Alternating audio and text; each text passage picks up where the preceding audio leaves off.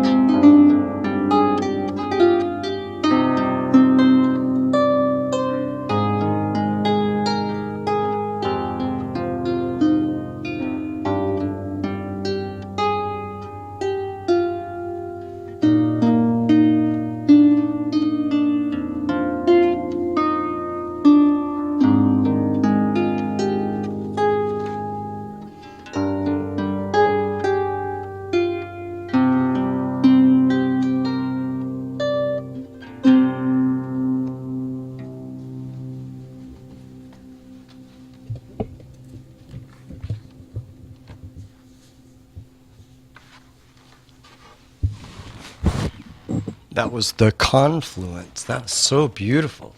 Yeah. Fantastic. So, Nadia, you're also an artist. So, what inspires you to do your artwork? Ooh. Well, I've always liked drawing and painting, and part of the art I've been doing the last few years works with journaling and drawing imagery from within, both drawing, of course we have symbols and things around us, but things that arise from within. That's fantastic. So how many pieces have you painted, do you think? Gosh. In the last few years, a couple of years ago, it was about 25, and then probably about at least 20 since then, so at least 50 within the last 2 or 3 years. So you're turning out to be kind of prolific at this. Kind of. So are your paintings done with acrylics or oils? They're acrylics, and they're usually the golden fluid acrylics, which are still highly pigmented, but they're a Right. lot smoother. Yeah, and they're buttery. Buttery. I use them a lot. So we're going to bring up some of the slides of the digitals of 10 of your incredible artwork Okay. On the screen. And if you would say what the title is and maybe a little bit about each one, that would be great. Okay. Okay. So this one is Dancing with the Tribe, and she was the demonstration painting for a class I taught called Winged One. So it was giving your dreams wings. So if you'd bring up the next one, please. And this, I was in a 9-month-long painting quest, and so this is my muse, Gypsy Rose Muse. And so she has like storytelling cards and a tambourine and a teacup for how do we get messages? That's kind of the message. How do we get messages? Very cool. Next, please. And so this is my Soul Fire painting, and this year's class is just beginning this painting. And she's connected to the Northwest Indian legend, the Bridge of the Gods, Soluette, Mount St. Helens. And in my story, she has an owl. And she has both the river below her and then the fire in her heart, because she's associated with the volcanoes. And what does the chalice have? Ooh, so the chalice has basically inspiration and gifts. Awesome. Caroline, if you'd bring up the next. This one was the last painting in my quest. She is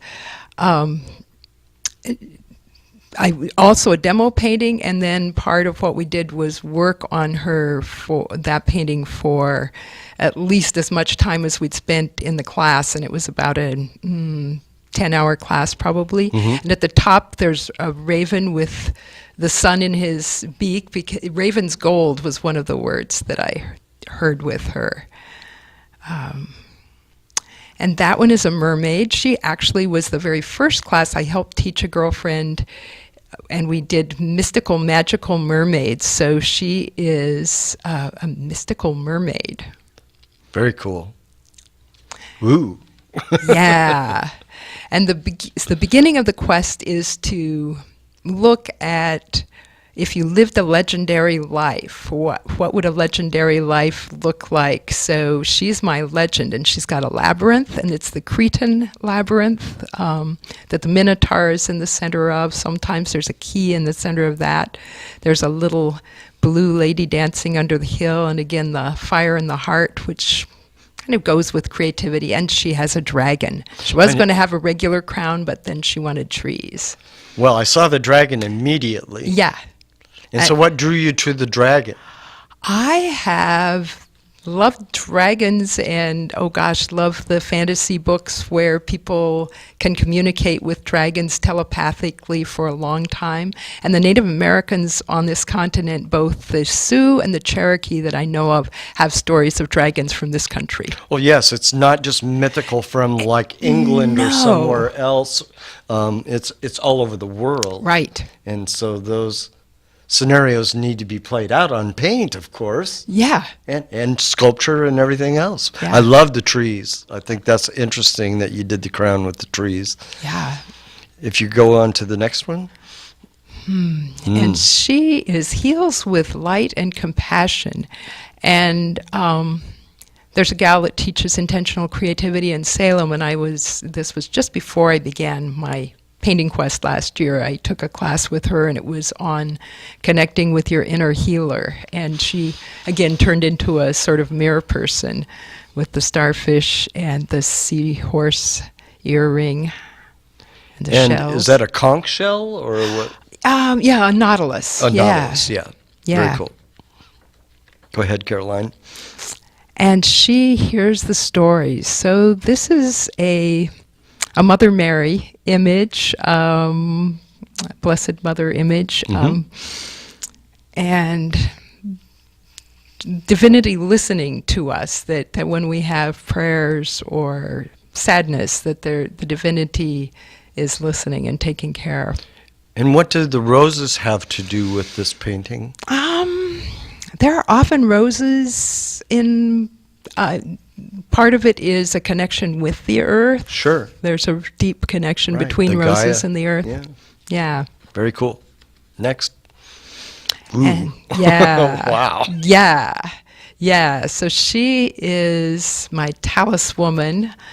And Songs of Light. And again, she's got, notice on her throat, she's got not just a spiral, but it's the treble clef. Yes, it certainly is. And the winged eye bespeaks inner vision rather than outer vision. So sometimes I have one painting where the woman has her eye shut that has the wing looking inward. And that one actually has some gold leaf, metallic leaf, but gold colored around the kind of halo at the top. There's gold in there. And a hummingbird came to me the summer when I was painting that, and when I looked up, so I did it as a Northwest kind of totem-y hummingbird, and Very Native American. Very Native looking. American, Yeah. yeah. And the connection with hummingbird, when I looked it up in one of the bird medicine books, was that it can hover and so speed up or slow down depending on what circumstances. So as a teacher, that's a wonderful gift to be able to go, when a student says, I can't keep up, to go, okay, how can I make this accessible? And then hummingbird's job is to tell everyone how beautiful they are, how beautiful. Well, I was barbecuing in our backyard just this last week, and a hummingbird came in and hovered right above where I was working, and just kept zipping around for about, I would say 10 minutes, looking for a place to land, but it never could find a perch. Yeah. But it was fantastic to Yeah. have that. I had one last year come perch on my clothesline and then take a shower in my sprinkler. It would go into the sprinkler and then come back onto the clothesline. That's fantastic. That was fun. Caroline? So this is a work in progress. So one of the things my teacher Shiloh does is a year-long painting class where every moon we have more instructions, and it's wonderfully ecumenical. There's a Jewish woman that gives some of the Jewish stories. Basically, whoever someone is, and this particular piece of it, again, there's a dragon, there's a Yes. a phoenix on the right, and all of the swirls in their garments was a meditative practice. This particular painting cycle was connecting with the divine, and how do you connect with the divine? And the earth in their hands is the flower of life, the six-parted flower of life. And again, kind of a tree woman coming out. And there are actually all the phases of the moon in some of the underpaintings. You can see some of them, but there are underpaintings with from full to new moon. I see that now. I hadn't caught that before. So we're about halfway through, so. Yeah, wow. it looks fantastic already. And that canvas, you can see the split in the middle, was actually one that I found at the Restore that was a double painting with, so that was kind of fun to find a canvas that was two canvases. So it's a repurposed canvas. That's fantastic that you're reusing canvases as well. I love that, yeah. So if you'd bring up, yes, that's where you're showing your paintings right now. Right. I have 5 pieces there right now. I am one of the artists that is their artist. In residence, In residence, yeah. And in September I will be the featured one of the featured artists for the September show in early September. So our show will be in the gallery downstairs. That's fantastic. And you also played harp there recently. I did play harp there a few weeks, a couple of months ago probably. Yeah. Yes. And let's see. I think that you're going to probably play another song now. Okay. And we got plenty of time, so Okay. Gossamer Gate. Okay.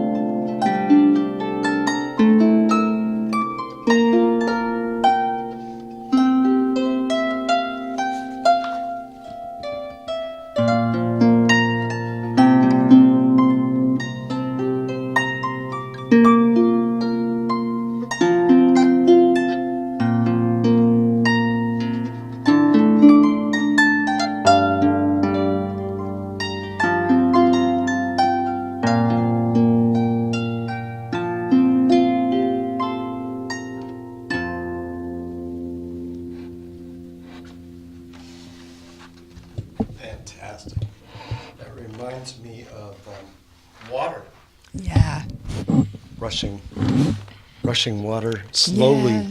maybe trickling down and then into a water pool or something. Fantastic. So we have plenty of time. So I'd like to ask you about your teacher. And Caroline, if you could bring up that photograph of your creative teacher, that would be awesome. So Shiloh Sophia lives down in Sonoma, and she was trained by Sue Hoya Sellers, who was an artist that did like scientific journals, but always had kind of a cosmic vision. And when Shiloh was a young woman in her early 20s, she began noticing the divine feminine was missing. Like in church, she goes to church on Mother's Day, and they're passing out carnations, and nobody mentions Jesus' mother. And she's like, okay, something's wrong here. Well, she lived in the Bay Area, so then she sees pictures of Guadalupe everywhere she goes. But she became an artist working with Sue, who had helped raise her, starting with pottery, but also painting. And she began drawing on inner images. Sue basically asked her to what she was passionate about in the world, and she said the treatment of women and girls around the world. Well, your artwork has a lot to do with that as well. Right. Those of us that are drawn to working with her are, putting our passion somehow out there. So environmentalism, it really doesn't matter what someone's call is. And basically, she's somebody who's really good at both being a role model and also having loose reins. And you can be part of the association, following your passion, but really encouraged to follow your own passion. Part of it is this red thread that we're each connected to the people we're supposed to meet by a red thread, and we each have our own piece of it. So my piece is different than yours. Sure. And so we're all better off when we each find our own passions in our own voices. Exactly, voices, whether it's artistic, again, music, the art, gardening. So could you bring up that emblem, Caroline, the very last slide, please? That would be great. Would you talk about this? So there's a 9-month. People can paint with Shiloh or paint with any of us in different ways, but people that are drawn to teaching, there's the teacher training program that's a 9-month program, and then once you've graduated, there's certification, and the guild was formed last year, and so just like the medieval guilds, it's an association of artists, and we just got nonprofit status for outreach programs. So like every year, Shiloh goes to the United Nations Council on Women to speak about the rights of women around the world. And again, whatever someone's passion is with the nonprofit status, then we can do grants. So like in this community, there are some nonprofit, some groups that would like Seroptomy. I can think of lots. Right. And having the umbrella for the guild members. Perfect. Caroline, if you could bring that down. So above and beyond being an artist and a musician and a composer, the next song you're actually going to play is one of your own compositions. But let's talk about Tai Chi, Qigong, and how it complements Reiki. Okay. So all of those, the word ki that's in all of those is energy, is vital life force. And so Tai Chi and Qigong are movement forms that help with the flow of energy in the body. And blocked energy is one of the things that can lead to illnesses. Sure. It's not necessarily going to be a cure like we would think a cure, but they all help bring balance to the body. Sure. And Reiki is done as a hands-on healing. It also kind of dovetails in there with things like Qigong, having their roots back in Chinese medicine. So I'm going to have you play your composition now, and it's called Brightenbush River Ripple. Yes. So another flowing song. Awesome. Yes. And Fantastic. this one was inspired by the beautiful Brightenbush River. Fantastic.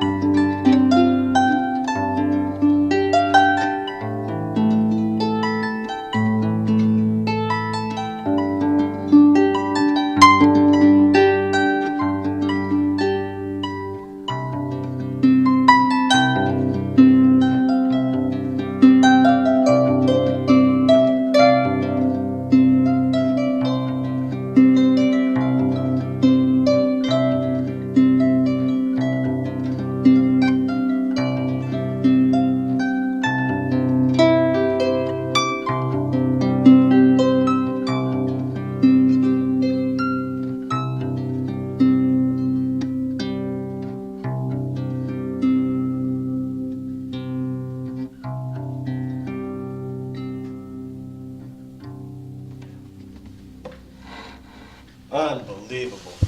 That's beautiful. What a wonderful composition. Thank you. So we have time for one last question. Okay. Square dancing. Yeah. You seem to be in the news register I quite know. often as Right? far as a square dancer here recently. So is it a passion or is it just fun? Gosh, I think it's both. It's really fun. Well, we'd really love to thank you so much for being on the show today. Thank you so much, Nadya King, Ladyharp. Thank you, Howie. And thank you, viewers, for watching the show today. And I hope you enjoyed it, our second music program. And we're going to have another one here within the next 90 days. So thank you for watching.